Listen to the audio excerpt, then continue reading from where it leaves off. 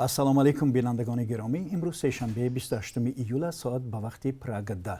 حالا فرصت نشر سرخط خبرها فرا رسید. من میرزا نبی خالقزاده هستم و شما را با خبرهای آخرین که تا این لحظه دسترس شدن آشنا می‌سازم.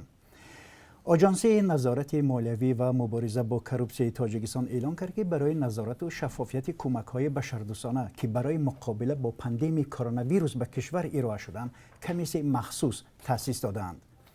مظفر احمدزاده معاون رئیس این نهاد امروز 28 ایول هنگام یک نشست خبری با ژورنالیستان در دوشنبه گفت در دایره کمیسیون گروه‌های کاری در شهر و نواحی الکی کاربرد ایستادند. و گفت در هیئت کمیسیون مسئولان دیگر نهادها از جمله نمایندگان پلات حساب نیز هست. این مسئول آژانس گفت در نتیجه کار کمیسیون بعضی قانون‌شکنی‌ها از جمله اذان خودکنی‌ها آشکار شده است. او از تفصیلات بیشتر خودداری نمود و تنها تاکید نمود که فعلا کار کمیسیون ادامه دارد و از نتیجه ها بعداً خبر می‌دهیم. کمیسیون همه حالا موادها را جمع آوری دارند. به همه قانون شکنی هایی که شده است بهای حقوقی داده می شود. تأسیس کمیسیون ویژه و افشای بعضی قانون شکنی ها در حالی است که در شبکه‌های اجتماعی بعضی ساکنان و آگاهان امور به شفافیت تقسیم کمک ها با شبهه نگاه می‌کنند. بارها تاکید نمودند که کمک های بشردوستانه باید جداً نظارت شود. ستاد جمهوریوی مقابله با بیماری کووید 19 در تاجیکستان برگزاری همه گونه معرکه در روز عید قربان از جمله عیدگردک ها را رسما منع کرد. قرار ستاد 27 ایول نشر شد. عید قربان امسال روز 31 ایول فرا می رسد. مقامات هدف از این تصمیم را پیشگیری از گسترش بیماری همگیر گفتند. چند روز پیش مسئولان کمیته دینی تاجیکستان در نشست خبری گفتند که امسال عید قربان به نماز دست جمعی برگزار می شود، ولی سید مکرم عبدالقادرزاده رئیس شورای علمای تاجیکستان گفت البته قربانی کردن می شود، از بس که نماز در مسجدهای جمهوری گذاشته نمی شود. اگر 1 ساعت بعد از طلوع آفتاب قربانی را انجام دهند قبول است. در تاجیکستان از ماه مارس این جانب در این مسجدها بسته است. عید قربان دومین عید مذهبی در زمان خروج پاندمی کرونا ویروس است که به نماز دست جمعی برگزار می شود. با یک قرار شورای علما مهمه در روز عید فطر هم نماز دست جمعی برگزار نشد. مقامات آن زمان از ساکنان خواستند که عید را در خانه با اعضای عائله جشن گیرند. برخی از ساکنان بر این باورند که تنظیم مراسم عیدگردک ناممکن است. وضع نگران کننده در چندی از ناحیه‌های بدخشان افغانستان به خصوص دروازه آن مقامات قدرتی تاجیکستان را وادار کرده است که نیروهای خود را در ولایت مختار کوهستان بدخشان تحکیم بخشند. برخی از ساکنان دهه‌های نزد مرزی در ناحیه دروازه بدخشان تاجیکستان گفتند که از آنها خواسته شده است به مرز نزدیک نشوند، لب دریا نروند. مقامات میگویند اکثر منطقه بدخشان افغانستان در دست گروه‌های سلاح به دست است. ابراهیم قیومی رئیس ناحیه نوسه یا ولسوالی نوسه دروازه افغانستان در صحبت تلفنی با رادیو آزادی گفت وضعیت در اینجا شدیداً تشویش آور است. فقط مرکز ولسوالی زیر نظر نیروهای دولت است، اما 90% دهات و اطراف آن در دست طالبان است که از محله‌های مختلف بدخشان آمده‌اند.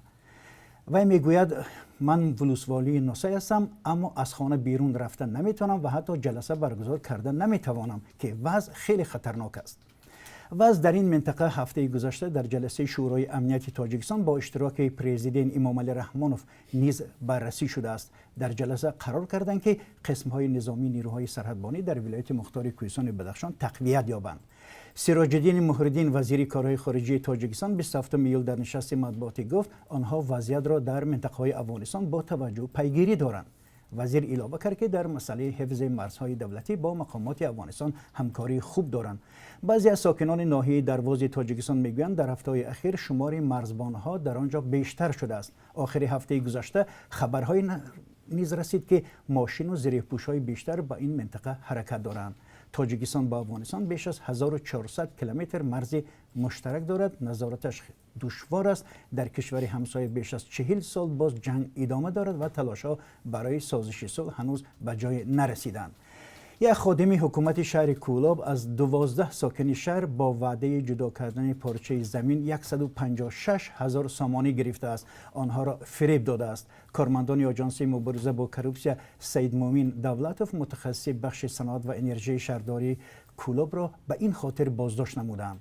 گفته می شود آید به حالتهای مذکور نسبت دولتوف با ماده 247 قانون جنایی یعنی قلابی پرونده جنایتی آغاز شده است.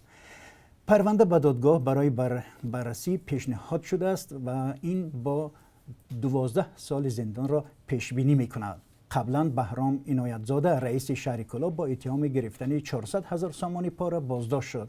بیننده ارجمند، ما هر لحظه و هر ساعت خبر و حادثه های تاجیکستان و جهان را پیگیری میکنیم. در برنامه اخبار شما را با آخرین تحولات تاجیکستان و جهان آشنا میسازیم. برنامه اخبار آزادی ساعت 4 به وقت دوشنبه در کانال آزادی ویدیو و سامانه رادیو آزادی www.azadi.org مستقیم نشر می شود و ثبتش را هم می توانید آنجا ببینید. تا کمتر از 3 ساعت دیگر ما را در پخش زنده در صفحه آزادی ویدیو در یوتیوب و صفحه رادیو آزادی در فیسبوک ادنا کلاسیک همراهی کنید. با این وجود ما از شما خواهش میکنیم که هر کجای هر مسئله جدی، هر خبری رو که میبینید برای بهبودی وضع جامعه مساعدت میکند و ما بفرستید. ما منتظر هستیم. از همکاری با شما شاد هستیم. خدا نگهدار.